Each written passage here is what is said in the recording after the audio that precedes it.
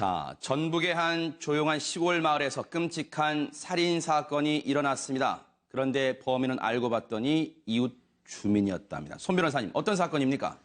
이해하기 좀 어려운 사건입니다. 네. 이웃 주민이 이웃 주민을 그것도 지팡이로 수십 분간 폭행을 해서 사람이 죽을 정도로 때렸고 그 자리엔 또 아내가 있었고 아하. 아내가 뒤늦게 이제 그 지팡이로 폭행을 당해서 숨져 있는 것을 발견한 사건인데요. 이 아내는 사망한 사람의 아내인가요? 네, 아하, 이 씨와 김 씨가 이제 술자리를 같이 하게 네. 됩니다. 근데 그 자리에서 시키는 대로 하지 않았다라고 아하. 이제 화가 나서 격분을 하면서 지팡이로 때리기 시작을 하죠. 네. 그 자리에 있던 아내도 맞고 남편도 맞았는데 네. 아내는 이윽고 이제 바로 집으로 돌아와서 잠을 들었고 그 자리에 있던 김 씨는 계속 술자리에 같이 있고 맞으면서 수십 분간 너무 많이 맞아서 집에 들어오지 않고 그 네. 다음날 그 집 앞 대문에서 숨진 채로 발견된 사건입니다. 네. 보세요. 살인마로 돌변한 악마 이웃이다. 대체 그날엔 무슨 일이 있었을까요? 지난달 29일입니다. 보니까 여기 이 씨 결국 사망을 하게 한 가해자입니다. 시키는 대로 왜 안 하냐? 술자리 중 폭행을 가합니다. 그랬더니 이들 두 사람은 부부지간입니다. 이웃 김 씨 56살입니다.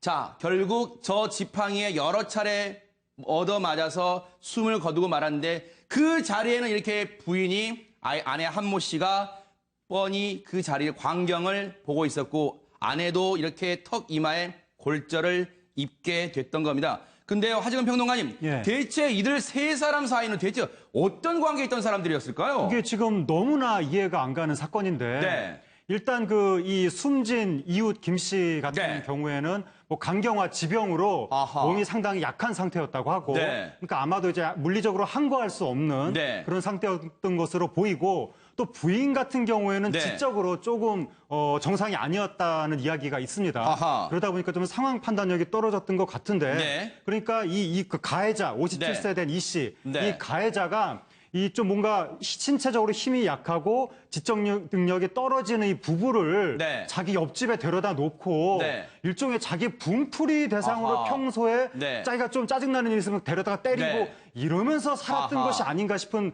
의혹이 지금 들고 있는데 네. 네. 이 부부들 같은 피해자 부부들 같은 네. 경우에는 집세를 내지 않고 아하. 이 가해자 옆집에서 살고 있었다고 하니까 네. 뭔가 그러다 경제적인 약점 이런 것 때문에 거의 가해자한테 평소에 종속된 상태로 네. 있다가 거의 상습 폭행을 당하는 네. 와중에 이번에 어떻게 살인 사건까지 나게 된 것이 아닌가 네. 그런 추측이 좀 됩니다. 홍 기자님, 모든 범죄에는 이유가 있을 거 아니에요? 왜 대체 죽음까지 몰고 갔어요?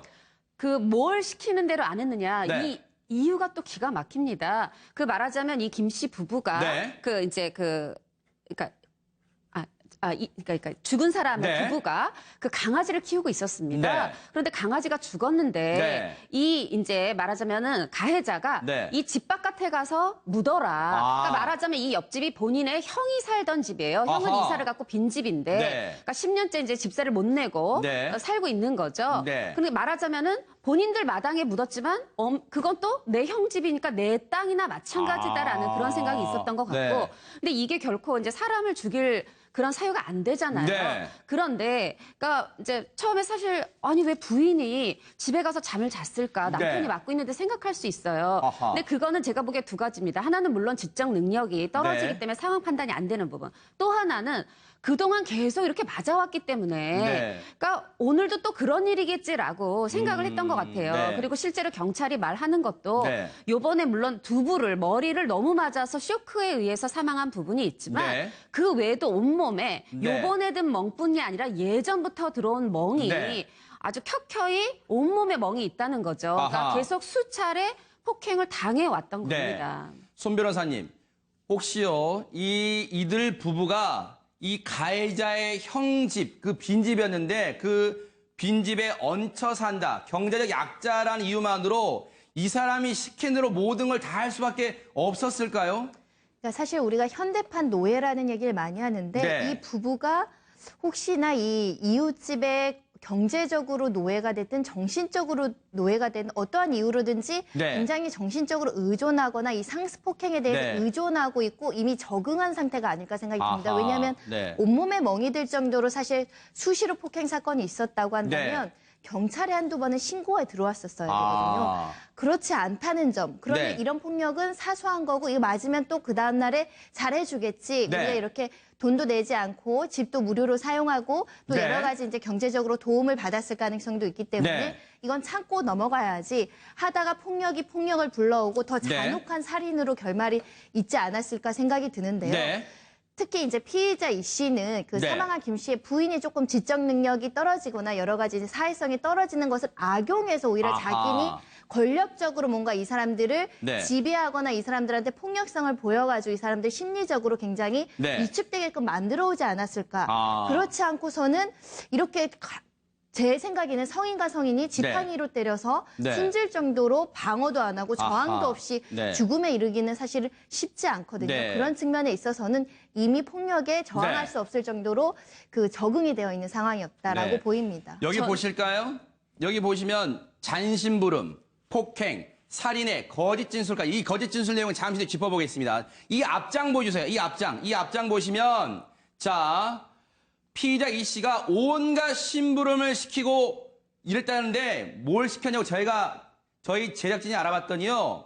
술 사와라, 빨래해라. 마치요. 지금 종 부리듯이 이들 부부를 부려왔대요. 하재근 평론가님. 예, 그러니까 우리 이제 이 가끔 가다가 요즘에 악마 사건이라고 네. 그런 것들이 벌어지는데 대표적으로 얼마 전에 인문교수 사건 때도 그러네요. 보면 자기 제자를 자기 소유물처럼 부리면서 온갖 일을 시키다가 네. 그다음에 이제 폭행을 가하게 되고 네. 결국에는 이런 부류의 이 악마라는 타이틀을 네. 우리 사회에서 받는 이런 부류의 사람들이 보면 네. 타인한테 고통을 가하고 네. 타인을 종속시키고 아하. 타인을 지배하면서 아. 그 자체에서 쾌감을 느끼는 네. 약간 좀 포식자형에 가까운 네. 이런 사람들이 종종 나타나는데 네. 보통 이제 만만한 타인들 힘이 약하거나 경제적으로 약하거나 네. 이런 사람들을 예소시켜서 네. 이 사람들이 항거하지 못하는 점을 악용해서 네. 굉장히 이 사람들을 괴롭히는 것 자체를 아하. 소일 삼는 네. 이러한 경우가 종종 나타나는데 네. 이것도 바로 약자에 대한 강제의 그러한 네. 악마 범죄가 아닌가 네. 그렇게 좀 생각이 되는 겁니다. 사실 김 씨가 강경화라고 해도요. 네. 사실 두 사람이 나이가 한 살밖에 차이가 나지 않아요. 그렇죠. 네. 그러면 분명히 지팡이로 때린 겁니다. 이게 무슨 네. 흉기 어떤 뭐 말하자면 칼이나 이런 게 아니잖아요. 네. 그럼 분명히 그